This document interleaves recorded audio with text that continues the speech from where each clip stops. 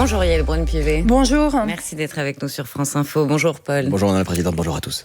L'affaire Liana aurait-elle pu être évitée ? Vous allez nous dire ce que vous pouvez faire, vous, à votre échelle, en tant que présidente de l'Assemblée nationale. Mais d'abord, alors que le suspect avait été visé par plusieurs procédures avant la disparition de la fillette de 11 ans sans jamais avoir été inquiété, Gérald Darmanin exclut fermement de démissionner, bien que certains le réclament. Le garde des Sceaux estime que les défaillances dans cette affaire ne tiennent pas à ses instructions. Yael Braun-Pivet, est-ce que Gérald Darmanin se défausse sur les magistrats, sur les enquêteurs? Écoutez, en tout cas, je crois qu'il n'y a pas à rechercher un bouc émissaire quel qu'il soit. Donc que ce soit un ministre, que ce soit un magistrat, un procureur, des forces de l'ordre, le problème, il n'est pas là. Et si on passe et on consacre nos jours aujourd'hui à rechercher un bouc émissaire, je pense qu'on est à côté de la plaque. Parce que le problème, il est beaucoup plus grand que cela. Il est systémique. On le sait tous. Vous savez, moi, je suis parlementaire. Je rencontre des victimes. Je rencontre des gens qui viennent à ma permanence et qui m'expliquent ce que c'est le quotidien de cette justice de proximité. Il n'y a pas une question de responsabilité quand même. On sait que le garde des Sceaux va être sur le grill lors des questions gouvernement cet après-midi. Oui. Pour vous, c'est le rôle du Parlement de contrôler l'action du gouvernement. On n'a pas de responsabilité. Il va pouvoir répondre aux questions. Il est garde des Sceaux, donc il a en charge le système judiciaire, mais il hérite aussi d'un système qui a été sous-investi par des hommes et des femmes politiques depuis des dizaines d'années. Nous avons essayé de rattraper la hausse du budget de la justice qu'a défendu notamment Éric Dupond-Moretti, son prédécesseur, n'a jamais été aussi importante. Plus 55%, ça n'est pas rien. Pour autant, on est toujours en dessous de ce que l'on devrait faire. On est très à la traîne. On est à la traîne. Par rapport aux autres pays européens, oui, aussi, on est en retard. 4 fois moins de procureurs en moyenne en France. Vous disiez, Gérald Darmanin, garde des Sceaux, il a aussi été ministre de l'Intérieur. Et dans cette affaire, ce qui est mis en cause, c'est la responsabilité des magistrats et aussi des enquêteurs. Aujourd'hui, Gérald Darmanin, il dit, moi, j'ai passé les consignes. En revanche, il y a sans doute eu des défaillances. Et si c'est confirmé, il y aura des sanctions qui iront du blâme jusqu'à la révocation. Quand même, est-ce que les juges ne sont pas des boucs émissaires aujourd'hui ? Mais justement, il ne faut pas que les juges soient des boucs émissaires parce qu'ils font le maximum. Je les connais, je suis avocate, je vais souvent dans des juridictions. J'ai été présidente de la commission des lois à l'Assemblée nationale pendant 5 ans. Est-ce qu'il faut des sanctions ? Est-ce qu'il faut des sanctions sans parler de boucs émissaires ? Ce sont des hommes et des femmes qui se dévouent corps et âme à leur mission. Donc il ne faut pas les mettre en accusation. Ce serait une grave erreur parce que la difficulté, le problème, il est beaucoup plus large que cela. C'est toute la chaîne pénale qui... Oui, mais Yael Braun-Pivet, bien sûr. Vous avez vu la colère de la foule qui était rassemblée hier devant le ministère de la Justice, un rassemblement interdit d'ailleurs. D'ailleurs, ça, j'ai pas bien compris pourquoi. Vous n'avez pas compris pourquoi c'était pas place Vendôme ? Alors, je n'ai pas compris pourquoi ce rassemblement était interdit. Ce sont des femmes, ce sont des collectifs, des associations, des citoyens engagés la qui décision de Laurent Nunez, luttent depuis des années pour défendre nos enfants, pour défendre les femmes de notre pays, et donc qu'elles ne puissent pas manifester devant le ministère, où que ce soit d'ailleurs. Vous dites ça au préfet de police et au ministre de l'Intérieur. Au préfet, au ministre de l'Intérieur, au ministre de la Justice aussi. Je considère... Vous savez, moi je suis présidente de l'Assemblée nationale. J'ai toujours autorisé les manifestations devant l'Assemblée nationale. Parfois le préfet, parfois le ministre me disent « mais non, il faut pas ». Moi, je dis, c'est la maison du peuple. Il est normal que le peuple puisse venir manifester et nous dire ce qu'il pense. Et je vais toujours au-devant des manifestants. Je pense que c'est ce qui aurait dû être fait. Il faut autoriser toutes les manifestations, sauf s'il y a un trouble à l'ordre public manifeste, mais ça n'était pas le cas hier. Et il faut aller à la rencontre des gens qui manifestent parce que nous sommes des responsables politiques et nous sommes responsables devant le peuple français. Et est-ce qu'il faut nous ne devons jamais craindre la parole de nos concitoyens. Jamais. Vous dites qu'il fallait autoriser cette manifestation. Est-ce qu'il faut entendre aussi cette colère ? Parce que vous dites qu'il ne faut pas chercher des boucs émissaires. Mais dans cette foule en colère, il y avait des victimes qui racontaient ma fille a été violée par son père et les juges n'ont pas décidé de la séparer de son père. Elle est encore contrainte de voir son bourreau régulièrement. Vous avez Est-ce qu'il n'y a raison. pas aussi une question de responsabilité individuelle ? C'est ce que pointe Gérald Darmanin, c'est ce que pointe Édouard Philippe aussi, qui interroge notamment sur le pouvoir de syndicalisation des juges. C'est ce que pointe Bruno Retailleau, qui dit qu'il faudrait que les juges soient plus souvent sanctionnés. Est-ce qu'on a le droit d'interroger cela ? Mais on a le droit d'interroger la responsabilité des magistrats et il y a des sanctions qui sont prononcées. Est-ce qu'il faut revoir le pouvoir disciplinaire, la façon dont c'est organisé ? Pourquoi pas ? Il faut tout interroger. Mais franchement, si on pense que la réponse, elle est là, en jetant l'opprobre sur un magistrat, en considérant qu'il faut le sanctionner, lui ou elle, parce qu'il a fauté, on se tromperait de cible. Parce que le problème, il est beaucoup plus large. Le problème, ça n'est pas uniquement un dysfonctionnement dans l'affaire Liana. L'affaire Liana, elle est illustrative de ce qui se passe aujourd'hui dans notre pays pour des centaines et des centaines d'affaires. Et c'est pour ça que vous dites, vous parlez de ces parents qui ont des difficultés avec leurs enfants, avec le droit de garde, etc. Vous savez qu'aujourd'hui, nous avons une commission d'enquête à l'Assemblée nationale qui traite spécifiquement de ce sujet et qui rendra ses conclusions le 7 juillet prochain. L'Assemblée nationale ne cesse de faire des commissions d'enquête. Nous en avons fait 5 ces dernières années sur les violences sexuelles et sexistes dans le cinéma, dans le sport, la question de l'aide sociale à l'enfance. Nous nous battons, nous, parlementaires. Mais qu'est-ce qu'elles deviennent, ces commissions d'enquête ? Eh bien, elles ont... C'est peut-être le problème. Alors, elles ont fait 247 propositions, j'ai compté. L'ASE, je me suis battue avec Isabelle Santiago, notamment avec d'autres parlementaires, Perrine Goulet, présidente de la délégation aux droits des enfants que j'ai créée en 2022 pour protéger nos enfants. Nous nous sommes battus et le gouvernement nous a écoutés, puisqu'elle sera inscrite à la semaine du 15 juillet à l'Assemblée nationale. Donc vous voyez, il faut se battre, il faut se faire entendre, mais nous obtenons gain de cause pour nos enfants et pour les femmes de ce pays. À propos de se faire entendre, vous avez pour la première fois hier fait une conférence de presse à l'Assemblée, c'est la première fois que vous faisiez ça, pour demander au gouvernement d'inscrire à l'agenda parlementaire la loi intégrale transpartisane sur les violences sexistes et sexuelles contre les femmes et les enfants. On sait que le Premier ministre va recevoir à 11h30 à Matignon 5 membres de son gouvernement, qu'il a lui aussi transmis au Conseil d'État, ce que vous avez fait aussi, mais qu'il temporise. Donc, première question, est-ce que vous pouvez nous expliquer qu'il y a dans cette loi ? Et vous venez ce matin sur France Info pour lancer un appel solennel au président de la République. Alors effectivement, c'est rare qu'une présidente de l'Assemblée nationale participe à une conférence de presse. Je l'ai fait à la demande de la députée qui est du groupe socialiste, qui s'appelle Isabelle Thiémot-Martinez. Donc c'est cette proposition de loi qui est consultable sur le site de l'Assemblée si vos auditeurs souhaitent la consulter. 79 articles. Et 79 articles. Donc c'est une proposition de loi qui est très dense, qui a été travaillée, et c'est ça qui est intéressant, qui a été travaillé de façon transpartisane avec des députés qui appartiennent à tous les groupes politiques, sans les extrêmes, de l'Assemblée nationale, 116 co-signataires qui vont du groupe communiste au groupe droite républicaine. Et c'est une proposition de loi qui a été travaillée avec les associations, des collectifs, 63 associations, et ça fait des mois qu'elles travaillent ensemble. La ministre Aurore Bergé a aussi travaillé sur ce sujet. Donc nous sommes prêts. Qu'est-ce qu'il y a dedans ? Est-ce que ça aurait pu empêcher l'affaire Liana, cette votre proposition de loi ? Alors, ce qui est sûr, c'est que cette proposition de loi prévoit une réorganisation territoriale du traitement de ces affaires. Et on voit que dans l'affaire Liana, il y a des problèmes de transmission et de passage de tribunal à tribunal. Et donc, dans cette proposition de loi, il n'y aurait pas eu ce passage de tribunal à tribunal. On prévoit notamment que la compétence du tribunal pourrait être liée au domicile de la victime et non pas uniquement lieu de l'infraction, etc. Donc, il y a des choses qui pourrait effectivement améliorer le fonctionnement de la justice. Mais ce qui est intéressant, c'est que c'est une loi qui est à 360 degrés. On parle aussi de l'éducation nationale. C'est pour ça qu'on parle de loi intégrale. Parce que l'on pense collectivement que la difficulté, justement, elle n'est pas à un niveau de la chaîne, mais que c'est quelque chose de systémique, de collectif, et qu'il faut tout traiter ensemble. On a fait beaucoup de propositions de loi en la matière. Mais pourquoi avoir attendu si longtemps ? Alors pourquoi elle n'est pas déjà en vigueur, cette loi intégrale qui fait consensus ? On a, alors elle a été déposée récemment, elle a été déposée, je crois, en décembre dernier. Mais on a traité ce sujet par petits bouts. Il y a eu beaucoup de propositions de loi sur le sujet, des projets de loi.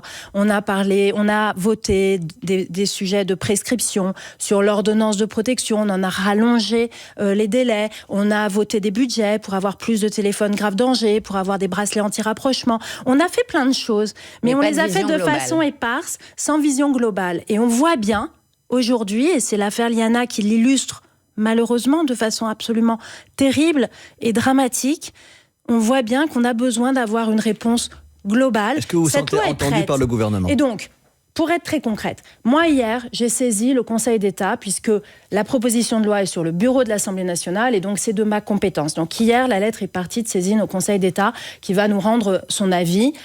argumentée, juridique, pour nous dire exactement quelles sont les mesures qu'il faut corriger. Nous pouvons continuer à dialoguer avec les associations, les collectifs, et je serais très heureuse que le Parlement puisse enfin dialoguer sur ces sujets-là avec le gouvernement.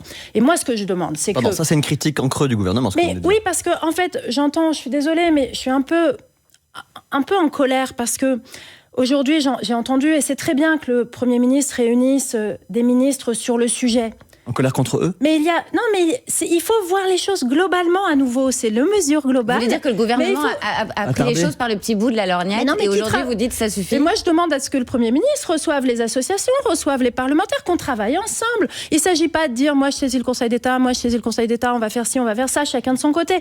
On veut une réponse globale. Mais la réponse globale, elle passe aussi par une association du Parlement, des collectifs, des victimes, des associations, des magistrats. C'est tout le monde qu'il faut embarquer parce qu'autrement, on n'y arrivera pas. Et donc, moi, ce que je demande aujourd'hui, très concrètement... Qu'est-ce que vous demandez au président ? Alors, moi, je demande au président de la République qui, lui, constitutionnellement, a le pouvoir de convoquer une session extraordinaire. Et donc, je lui demande d'inscrire à l'ordre du jour de la session extraordinaire qui aura lieu au mois de septembre cette loi intégrale. Nous devions nous réunir à partir du 20-21 septembre. Je demande à ce que nous nous réunissions avant.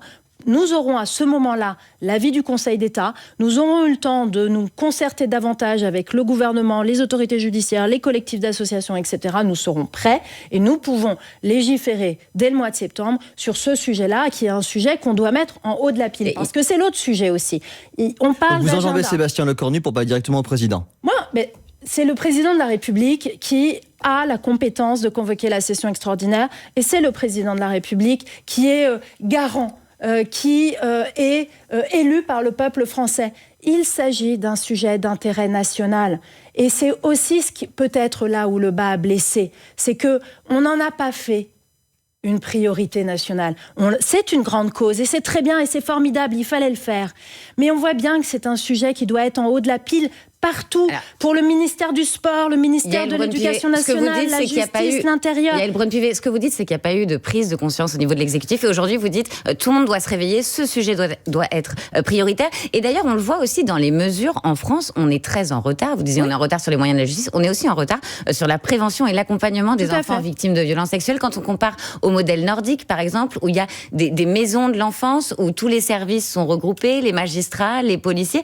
En France, on en est très loin. On en est loin. Alors on a fait des très belles choses. Moi, j'ai visité à plusieurs reprises des maisons des familles, notamment, qui, justement, ont des équipements spécifiques, des formations spécifiques pour recevoir les plaintes des enfants dans des conditions vraiment parfaites. Et donc, on a avancé, mais on ne va pas assez vite.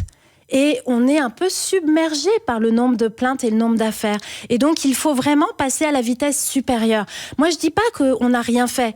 Parce que j'en serais responsable aussi. Mais il faut aller plus loin. Mais il faut aller plus loin, il faut aller plus vite, il faut aller plus fort. Et c'est un petit peu à ça que ça sert, ces mobilisations-là. Vous voyez, je pense que les hommes et les femmes politiques doivent être profondément à l'écoute du peuple et être en connexion avec ce qui se passe dans une société. Et aujourd'hui, écouter, croire, protéger, ce sont les images que vous montrez. Et vous déploriez que la manifestation devant le ministère de la Justice ait été interdite. Ouais. Que faire concrètement face à ces pédocriminels récidivistes? On écoute le garde des Sceaux, Gérald Darmanin, sur BFM hier soir. Je pense que les pédocriminels sont incurables. Il y a plusieurs mois que j'ai dit que, pour ma part, vouloir réinsérer des pédocriminels me paraissait contraire à la vérité de ce qui se passait. Je pense que notre réponse pénale, en ce qui concerne les pédocriminels, ne doit pas avoir comme but, dans la prison, leur réinsertion future, mais on doit les priver, me semble-t-il, de liberté le plus possible. Est-ce que vous êtes d'accord avec ce constat de Gérald Darmanin? Et si oui, quelles conclusions faudrait-il en tirer? Écoutez, c'est des sujets évidemment extrêmement compliqués. Quand on voit l'état de nos prisons, on sait que de toute façon, on a beaucoup de mal à faire un travail de réinsertion vis-à-vis de quelque détenu que ce soit. On a des prisons, et là aussi, on est les mauvais élèves de l'Europe. On a des prisons qui sont dans un état déplorable et les personnes qui effectuent les surveillances ont bien du mal à pouvoir effectuer leurs missions qui sont justement aussi de réinsérer. Donc, mais là, Gérald Darmanin parle de pédocriminels incurables. Mais oui, mais est-ce que ça veut dire qu'il faut les mettre hors d'état de nuire définitivement, sans chercher à les réinsérer? Ça dépend des situations, parce qu'on sait par exemple qu'on a un certain nombre de pédocriminels, notamment sur des infractions intrafamiliales, qui ont des taux de récidive extrêmement faibles. Et c'est notamment ceux qui sont incarcérés dans une prison spécifique en Corse, à Casabianda. Et donc, il faut regarder ça de façon extrêmement nuancée. Mais en tout cas, tant que nos prisons seront dans un tel état, je pense qu'on ne peut pas tirer ce type de conclusion, parce que le travail de réinsertion, malgré les efforts incroyables que font nos surveillants, nos services de réinsertion, nos médecins qui sont en prison, ne peut être fait dans des conditions optimales. Vous savez, moi, en 2018, j'avais proposé, alors ça ne concerne pas du tout ces cas-là, mais que pour les jeunes mineurs délinquants, on crée des centres de détention allégés pour pouvoir procéder à des incarcérations, et ça aurait permis de régler une partie, bien évidemment pas tout, de la surpopulation carcérale. Sur ce sujet-là, là aussi, le Parlement n'a pas été entendu. Dans un instant, on parlera d'une autre affaire, celle du chanteur Patrick Bruel, placé en garde à vue hier. Mais pour l'instant, il est 8h49 et c'est l'info en 1 minute avec Maureen Sunière. Quelles peuvent être les mesures pour protéger les enfants des violences, notamment sexuelles? Le chef du gouvernement réunit plusieurs ministres ce matin pour en discuter. Réunion programmée après l'affaire Liana, du nom de la petite fille tuée dans le Gers la semaine dernière. Le principal suspect du meurtre avait déjà été visé par plusieurs plaintes. On apprend à l'instant que la mère d'une mineure dont la plainte est restée en attente va porter plainte contre l'État. Donald Trump dit mener les derniers efforts en vue d'un accord avec l'Iran. Le président américain a déjà fait des déclarations similaires. Le cessez-le-feu a été mis à rude épreuve hier avec des frappes israéliennes et iraniennes. La grève à la SNCF débute ce soir à 20h et va se poursuivre demain. Un intercité sur 2 et 2 TGV sur 3 seront en circulation. Le trafic sera aussi fortement perturbé pour la plupart des lignes de TER et sur les RER d'Île-de-France. Là, un triplé d'Olysée pour finir en beauté. L'équipe de France de foot s'impose 3-1 contre l'Irlande du Nord hier soir. Dernier match amical avant le début du mondial. Le premier match des Bleus, ce sera mardi prochain face au Sénégal. France Info. Le 8-30 France Info. Agathe Landray, Paul Larouturou. Avec Yael Braun-Pivet, présidente de l'Assemblée nationale. Patrick Bruel aussi, Paul, suscite, le cas Patrick Bruel suscite de l'émotion et des réactions. Le chanteur est en garde à vue depuis hier matin dans le cadre d'une enquête pour violences sexuelles qui concerne à ce stade 13 victimes présumées, a indiqué le parquet de Nanterre. On écoute Flavie Flament qui a porté plainte mimée contre Patrick Bruel pour viol. Avant moi, et c'est ça qui est particulièrement dégueulasse et qui provoque une véritable indignation chez moi, avant moi, il y a des femmes qui pendant des mois, pendant des années ont essayé de se faire entendre, et il a fallu la médiatisation de ma plainte pour que les choses avancent. Et Yael Braun-Pivet, vous avez déjà dit qu'à titre personnel, vous n'iriez pas le voir en concert. Est-ce que vous dites comme Flavie Flament, il était temps ? Quand on voit le nombre de plaintes, il est important que la justice puisse faire son travail et puisse enquêter. Donc c'est ce qu'ont fait les forces de l'ordre.